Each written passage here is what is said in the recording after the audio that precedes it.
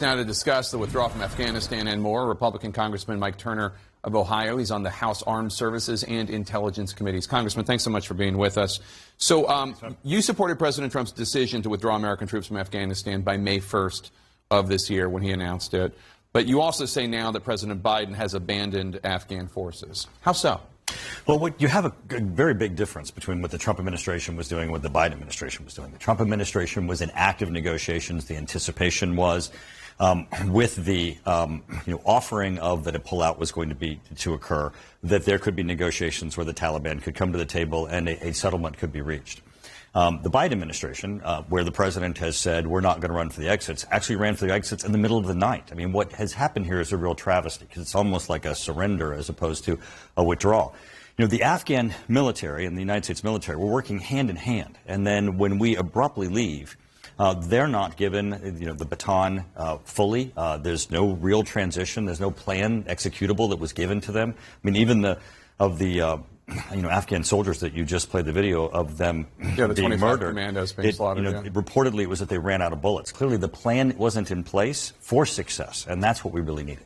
Yeah, I mean, the only thing I will say, I'm not taking issue with what you're saying, but the peace talks that were going on, that Zalmay Khalilzad was leading, they didn't include the Afghan government. It was just between the U.S. and the Taliban. So I think a lot of people in the Afghan government felt like that was a recipe for disaster, too, in a way. Right. Well, you don't know what the outcome of those negotiations would have been. Would they have been successful? Would they have not have been successful? But the one thing that we do know, abruptly pulling out is not going to be successful, and it's going to put at risk not only the United States, but also Afghans.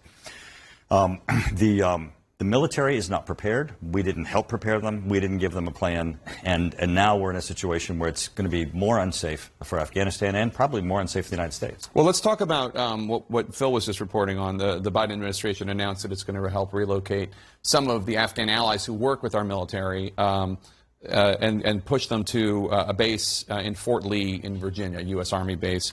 This is part of the larger effort to remove thousands of Afghan allies from the country before they get slaughtered by the Taliban. Do you support this? I mean, I sense one of the hesitancies of the Biden administration is what you might expect. You bring 100,000 Afghans, or however many ultimately are asking for safe harbor, and who knows what you have in that group of 100,000. Right. There's no question there has to be a vetting process. And even on the House this week, there's going to be a bill that's going to expand the eligibility for people for the special immigrant visas. But what we have here is individuals not just that are at risk because the United States has left and at risk because the Taliban might be seeking them, but they're at risk because they helped the United States. Yeah. They were those who assisted us, and because of that, they placed their lives at risk, and we need to help them. And so how many do you think should get visas? I think right now about 9,000 have completed the process. There are about 19,000, in various stages of the process applying for the pipeline. Do you think all of them should be approved, assuming they've passed the vetting? Or? Obviously, there's got to be a process, and not all of them need to come to the United States. But the bill that's coming to the House floor does increase by thousands the number that are currently eligible. But I think the issue that we probably need to look to more with the administration is, well, what are we going to do not just to make certain these individuals are safe, but what are we going to do to make certain that this transition results in the Afghan people and the United States being safe? Would you be okay with these individuals coming to your district in Ohio? I mean, these are people who risked everything for us. But, there's a degree of concern, obviously. Well, I'm very comfortable with the vetting process and the special immigrant visa process that's going to be in place, and the fact that these people are individuals who already, by their assistance to the United States, have certainly pledged their loyalty, which is what is threatening their lives. Today, the United States, along with allies in Europe and Asia, blamed China for a series of ransomware attacks, including the massive hack of Microsoft. You're on the House Intelligence Committee. China's not facing any punishments from the United States as of right now, not even sanctions. Is that a mistake? What do you think the U.S. should do? Well, definitely. This is an area that is going to be the challenge for the Biden administration. And right now they don't have a coherent policy, and they're going to need to come to a clear policy where there is a deterrent factor, where, in other words, people will have penalties and actions against them based upon hacking that occurs here. Of course, it's Russia and China are both the nations of which the president has identified are sources of hacking the United States and asking for, as you said, ransomware. This is going to be a difficult one because it's not just that these are private actors. These are state actors that are supporting these private actors, and making certain that we hold those states accountable in ways that make a difference so that they will prevent this is what is going to be most important. But how do you do that? Obviously, people talk about sanctions. I mean, I'm not suggesting this, but one proposal is the United States needs to be more aggressive with cyber hacking. I mean, do the lights need to go out in St. Petersburg for an hour to show Russia, hey, we're serious? I'm not proposing that, right. But what do you think works? Well, even if that was the solution, we certainly wouldn't want to be able to discuss it on CNN. The president's going to have a smorgasbord of options in front of him, which are going to include, as you just indicated, offensive measures. There's defensive measures also.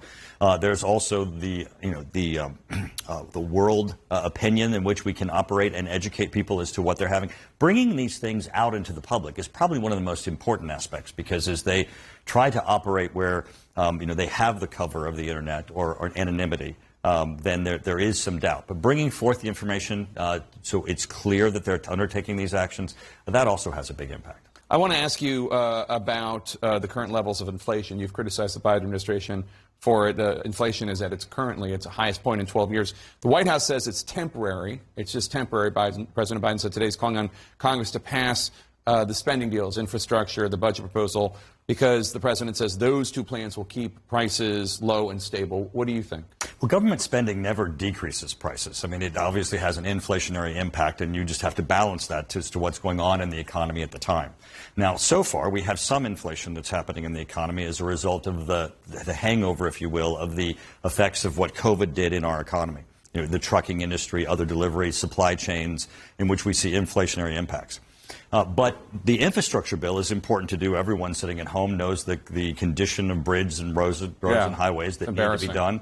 But at the same time, these extra trillions and trillions of dollars that are not necessarily infrastructure, that we've heard wild numbers between $3 and $6 trillion additional, those do have an inflationary impact. You can't continue to spend and not have inflation, and the president needs to rein in some of this unnecessary spending. It sounds like your mind is open to the bipartisan infrastructure bill. Is that We fair? need to do it, absolutely. Oh, okay, great.